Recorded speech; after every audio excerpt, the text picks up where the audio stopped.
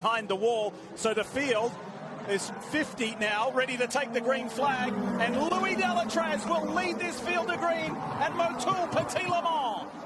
Big jump there by our pole setter Townsend. Look at Sebastian Bourdais sending the Cadillac around the outside for the lead. That is huge faith in your tires for Bourdais, knowing he had the temperature and grip to go big. And here comes the 60 pushing forward. That's Tom Blomqvist in the pink and white car. It's the final race for Meyer-Shank Racing with that Acura GTP car. Split start to keep the prototypes and the GTD cars away. And Ian James will see the green for the heart of racing. Aston Martin team, he qualified brilliantly yesterday, and here come the Steelmaster Vassar Sullivan Lexus cars. Side by side up the hill, just trying to generate that temperature in these Michelin tires. Big move to the inside for the number 3 car. Corvette Racing in their final swan song race here. So much success over the years. That yellow Corvette trying to get after the 2 Vassar Sullivan Lexuses in that pink Lamborghini. That's Dorian Pinn, young female driver, really quick qualifying up front. Look at the gap that Sebastian Bourdais has established on this opening lap over the only 2 Acuras in this GTP class. It is the WT Andretti car leading the Meyer-Shank machine. Louis Delatraz, oh no, that's Ari Balo. Crashed on the outlap, crashes on the first flying lap. The Tower Motorsports car, the one to beat at this race over the past 3 years, has heavy contact. I want to say that was over in the S's, but it's tough to tell. What an eventful week it's been for Antonio Fuoco. That suggestive that potentially just a little hard on the tire, potentially on curbs on the outlap. But the lower pressures, one of the things you have to be careful of is how much you hustle the curbs. But I see damage to the left rear as well. So let's figure out what happened. On board with the 32, the Mercedes. You see Fuoco, driver's right. Not much rubbing, Cal, at all there, but enough. Oh, there it is. Mike Ski didn't want to give it up.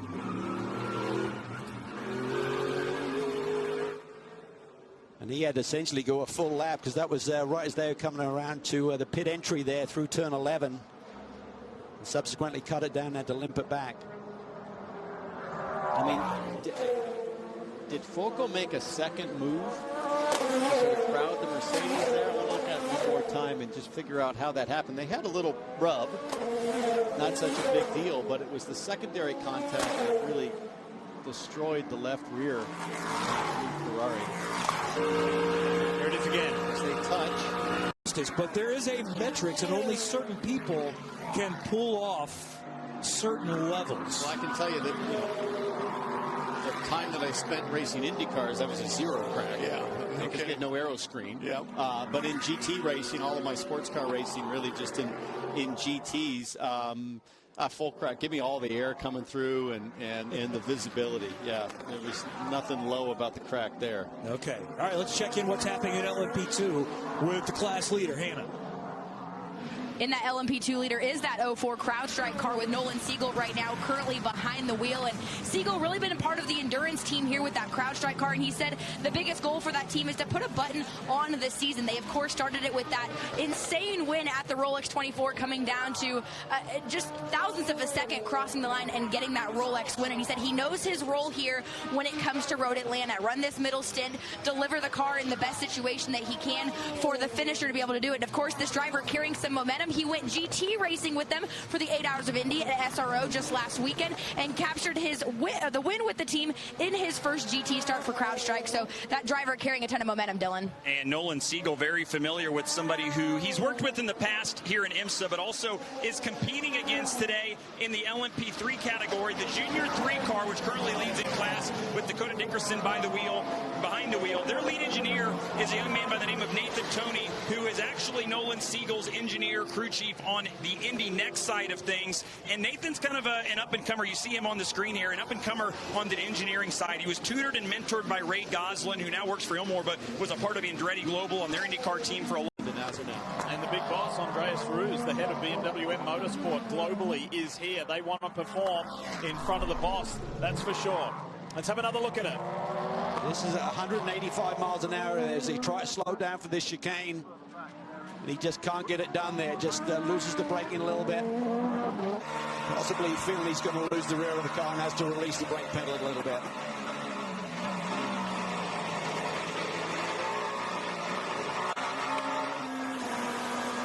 This is the view that Ponte Filippi had. On the grippier part of the racetrack where the rubber is at, but just can't get it slowed down.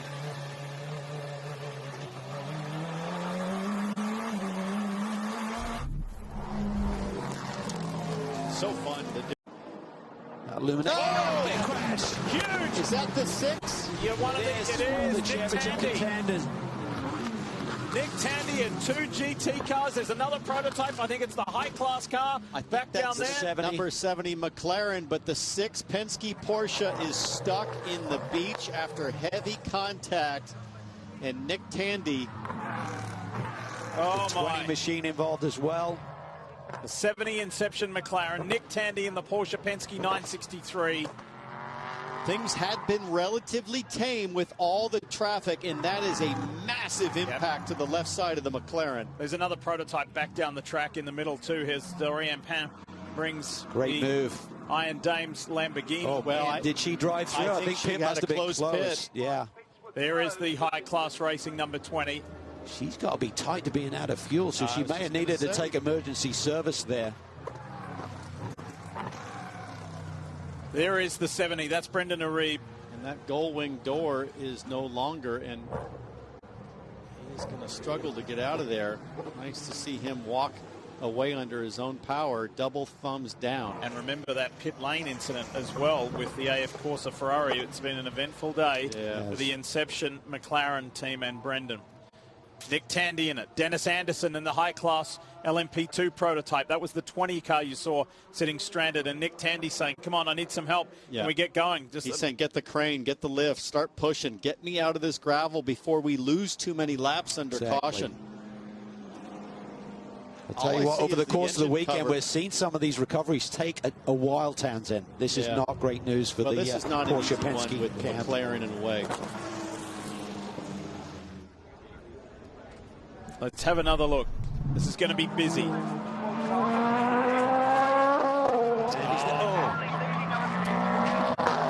Tandy was just an innocent bystander there, just following his teammate down the left-hand side of the straightaway. What was the Ferrari? It was the Ferrari that lost it.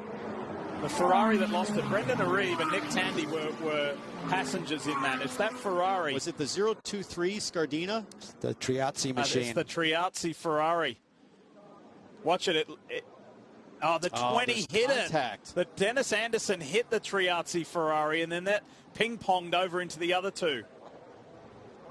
70 finds the grass, able to hang on. That is a tough corner to coexist with those fast prototypes. You barrel down the hill, and if you send it down the inside of a GTD car, they're on the outside. They don't have the grip. And look at Dorian Pina in the Lamborghini just trying to navigate as she's now looking to lap the number 70 McLaren, same car in class. 1, 2, 3. Bourdais leads this pack. This is for the overall lead, and in GTP, Louis Delatraz pulls out of the draft. Here comes the Swiss driver on the Frenchman down the inside. Wayne Taylor racing with Andretti Autosport leads this race. Acura's look sharp. I was talking to some of the teams this weekend. They said this racetrack is very much like CTMP in terms of what the car needs, and that's where the Acura's had a 1-2 finish that day.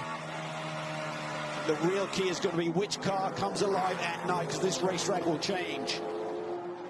And it's these three and everybody else, because after Tom Blomqvist, it's more than a 10-second gap back. Blomqvist up to second. It's an Acura 1-2. But Sebastian doesn't want to relinquish that position. Doing the cross up there. I didn't expect that. It really looked like Bourdais was struggling and just resigned to the fact that he was going to have to hang on until time for pit stops, but then he went firing right back to the outside of Blomqvist in one of the most treacherous sections of the track. Yeah, that's big risk there. Look at Delatraz. He's just scampered off there, having grabbed the lead from Bourdais. It looks like turn 3 on the outside. He's high-centered, so this is going to bring out full course yellow. Brian Thenis behind the wheel of 38 right now. He's there. He's stuck. He's not going anywhere.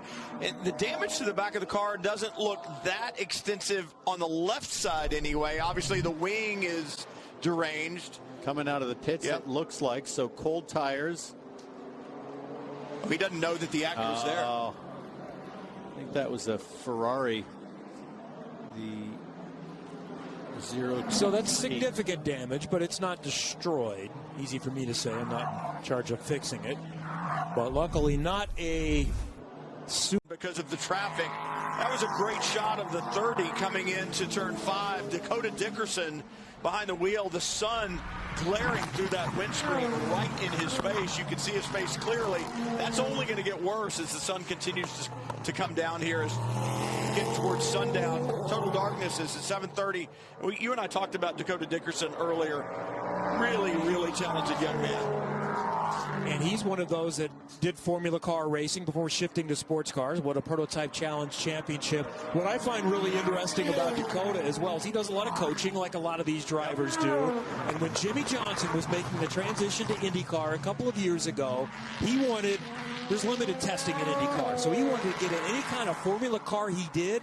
He tested essentially, it's an F3 car, Formula Regional Americas, with the team that Dakota was coaching with. So here's this young guy in his early 20s coaching a 7-time NASCAR champion. And of course Jimmy Johnson was a great student, but how cool was that for Dakota to get a chance? And I'm sure he learned things from Jimmy Johnson. I'm sure he did. And there's so many, we were just talking about it, whether it's so much talent out there, and it really makes me feel good for the sports car racing that we're going to watch in the future, because those are the names that we're going to talk about.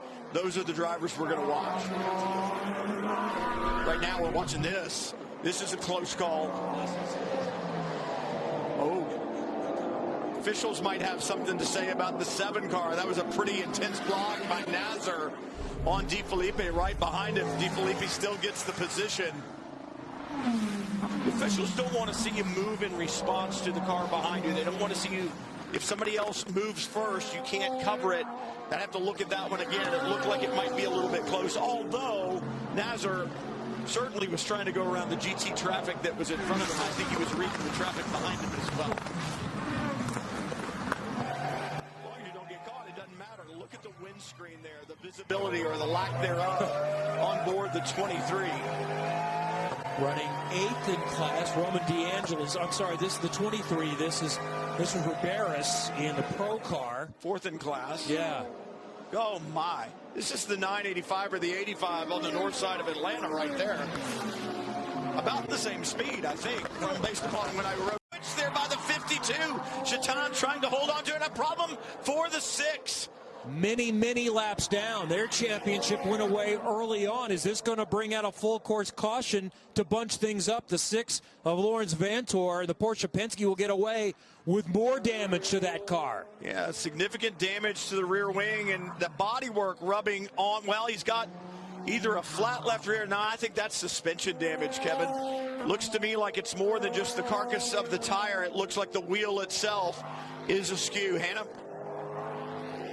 Yeah, and confirmed there, Brian, that it is left rear suspension damage for the 6, and I don't know that they're going to be able to make it all the way to pit road. He's being told over the radio, just find the safest place you possibly can. If you can get it back to pit road, I'm sure that would be appreciated, but nonetheless, they want to make sure that they can salvage as much as they can off this car, so they're telling him to find a safe place to park. The problem with it is he's on his way down to 6 and 7 right now.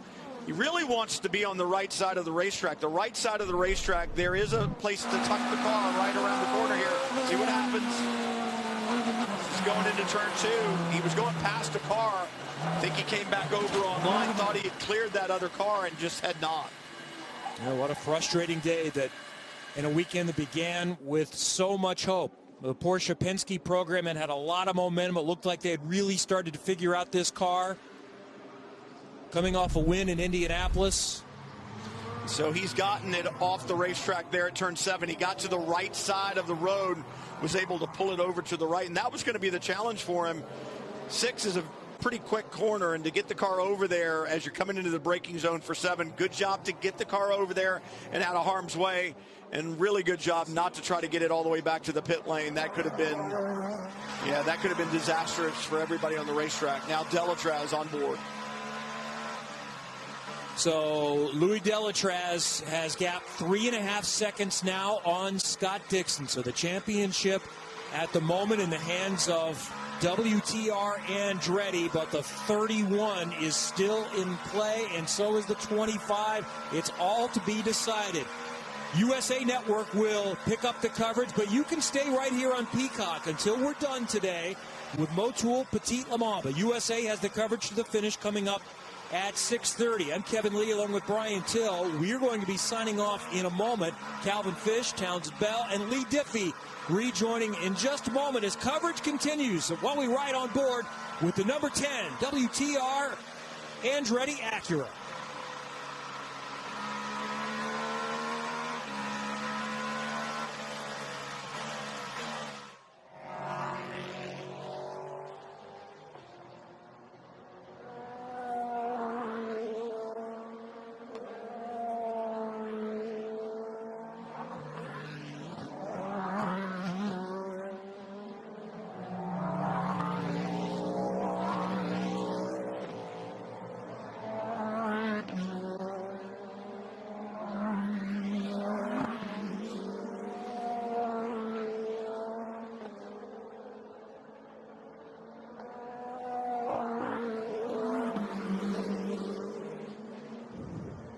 Good evening, everyone. Lee Diffie, Townsend Bell, and Calvin Fish with you. And this is not a good sign for one of the championship contending cars in LMP2. This is huge, and huge not in a good way. Nickel Jensen, the most experienced driver in that driver lineup, has made a mistake. He's gone off. Big damage, huge championship implications. Also regarding the entry to Le Mans. Let's see how it happens here. Through turn 5, big twitch, right at apex. Flies over the curb and just spears it straight into the tires. You see incidents at turn 5, but not often that aggressive. Saw him sliding the car a couple of laps ago through that turn 10 chicane area, and it seems like the balance had gone away from him a little bit. Continued to push, picked up the curb there a little bit with that inside left. Just gets him across the road, and then he gets into that gravel and just launches him. Tries to recover and just runs out of room to try and miss the tire barrier there. This is the TDS Racing LMP2 prototype, and one of the 3 starting out as Mike Shank Racing before it was Meyer Shank Racing, and the wins back in the Grand Am Rolex Sports Car Series days with the likes of Mark Patterson and Oswaldo Negri and John Pugh. Fabulous times. AJ Armendinger, the late Justin Wilson. So many people who have driven for Mike Shank, and in these more recent times, Jim Meyer. There's John and Oz. And whether it be in prototypes or in GT cars, championships, race wins, fabulous times. Just fantastic, representing the Acura brand, of course, in recent years. 2 GTD championship runs. Fantastic stuff, and then they continue to win the big ones. Indy 500 with Helio Castroneves. That was something special. And then Daytona, Blomqvist joins the show with electrifying speed. What a ride it's been for Mike Shank. Jim Meyer and the Meyer Shank Racing organization. Caution is out. What's it for? This is number 10 on the day, and it's the 66. Catherine Legg, who we just showcased in some of those Meyer Shank Racing highlights aboard this car that won here last year. Gradient Racing campaigning this Acura. Back of the car looks to be intact. I understand it might have just pulled over on the straightaway. AMR safety team is there. So this is where you exit turn 7 and start to head down the back straight, just off to driver's left there. AMR safety team, as they always are, swiftly on the scene. 3 and didn't have the front grip and just went straight. Didn't want to eat that mud that can get that splitter to dig in. There's the stranded car. Andy Lally got turned around there in the turn 10 chicane. Stranded in the beach. The Flexbox Magnus number 44, the Aston Martin in the GT Daytona class, and this is full course caution number 8 now.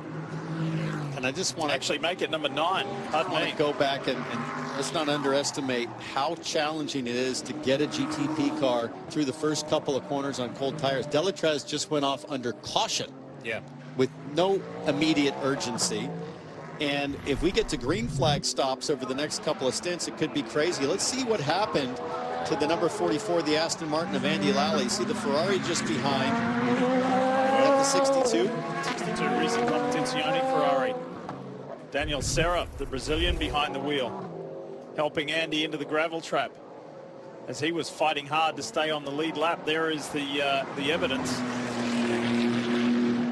Or is that that's the 61? That's the AF Corsa car. Molina sitting there in P3. He's got to get around that 31 car, otherwise the championship will be over. Where's the BMW? Connor De Filippi's in the mix, but he's further back. He's got to try and do something spectacular from 5th. Because that car sits 3rd in the championship. Can it get up there and mix it with the 31 and 10? They needed that caution in a big way, Lee. They've been given a lifeline here. So Albuquerque's going to be looking for a great exit right here in the next corner. Turn 7, try to square it up, grab a late apex and try to draft off the 31. But the Cadillac of Durrani just getting off the corner so strong. The 01 once again, though, just demonstrating the car comes to life immediately on these starts and restarts. Squeaking away at the front. In LMP2, Christian Rasmussen leads for the Era Motorsport team. We'll update you more about that. Felipe Fraga, the championship-winning 74 Riley car, leads in LMP3, but up front, that's where the action is.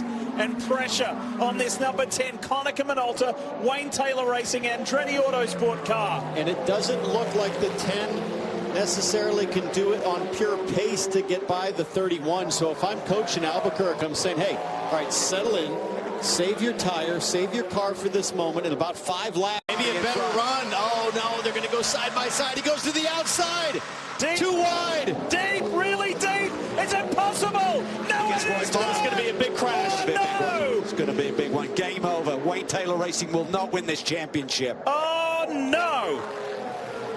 4th year in a row, they're going to come up short. Incredible. I just don't know that that was the opportunity that required an all-or-nothing approach for Albuquerque. That's not outside of turn 1. You are so vulnerable to getting pushed out to that exit curb, and I think he knows it. It's not only the race, it's the championship done. That groans of desperation. Le Mans, Danny Juncadella in the WeatherTech Mercedes-Benz, and then Kevin Estra in the Pfaff Porsche. It's the final race for the plaid Porsche from Pfaff. They're changing to McLaren next year. So what a way it would be to go out if they could get victory here in the next 26 minutes. Kevin Estra got drafted in here at the last moment. Lawrence Vantour was given that opportunity to drive the 6 machine, try to go for a championship for Porsche Team Penske. And that spot's been filled by the flying, rapid Frenchman. He's got a ton of miles behind the wheel of this machine. Yet the day I met Kevin Estre on the racetrack, which was at Mosport, he came blowing by me. It looked like he was going to crash in every corner after he passed me. And I thought, oh, this guy for sure is going to wreck. 30 laps later, he never did. He won the race. Kevin Estre knows how to drive at the absolute ragged limit of the race car. This is GTD. Loris Spinelli leads the way, but Jan Halen is closing in. There's less than 1 second between those guys, and young Seb Prio has got 1 foot on the podium for the AO Racing Porsche week. His first victory in the NASCAR Cup Series as a father. Colin, this could be your first one as a father.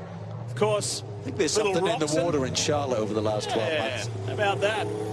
And Roxon is here to see Dad win. Wouldn't that be great if he could do it in the next 6.5 minutes? However, you would not like to be Colin Braun with somebody like Renger van der Zande coming on attack mode. With full fuel, with full authority to send it, and knowing, if you're Colin Braun and the MSR team, how fast the 01 has been all weekend here in Atlanta. So this is going to be fascinating.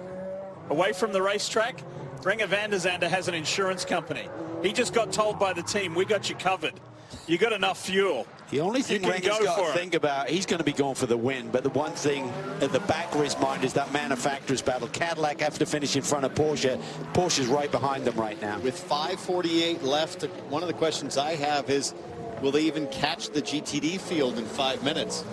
I'm not sure. Well, what an effort from Proton Competition in that customer 963, the WeatherTech Porsche that runs through. Here we go. Oh, We're going back racing with 5.5 minutes to go. It is on. And Renger van der Zande in second on the attack with Colin Braun leading the field to green. Tell you what, though, Colin sent it through turn 12. Beautiful restart. Renger was right with him, but Colin just shipped it through turn 12 and maintained that gap into turn 1. Where does Colin Braun land next year? What are his 2024 racing plans with this program going away from Meyer Shank? That question still to be answered, but he could go out on top. That would be a great way to finish this 2023 season. Eating up a lot of the exit curve there in turn 5, maintains that gap on Renger van der Zande.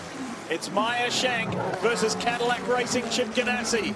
I think the Cadillac has a little bit of an advantage right here as they exit turn 7, getting the power down, getting up to top speed, close to 185 as the 16 has gone up in flames. There's been damage there, as you can see. That is huge.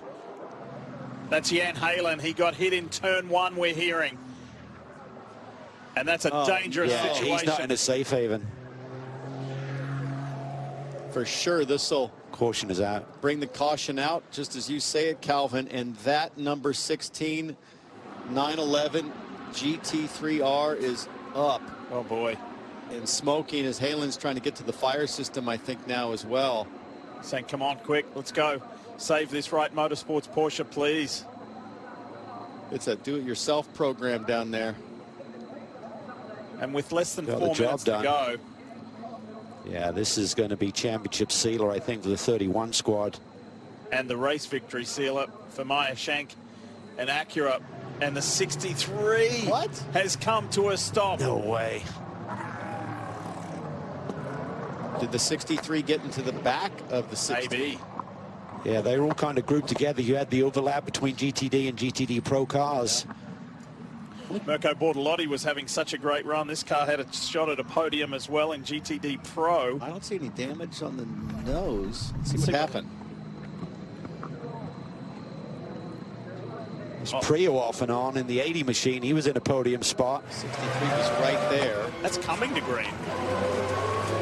It is. With Green up front, though. Remember, Green is already out for the prototype field. I wonder if the 63 lost its steering because it just went hard left into the 16 and others. I wonder if the 16 was hit coming in. Well, let's see what happens here. What a crazy day it's been. Crazy season. But that's Petit Le Mans. Unpredictable, yeah. We expected craziness, Tanzan has come down a little bit different to how we normally see it, but nonetheless, some spectacular racing here today. This new GTP class has certainly delivered on everything we expected. More manufacturers coming to the category, which means more drama. And here comes the 6-0. All 4 manufacturers have enjoyed victory in this inaugural season of GTP.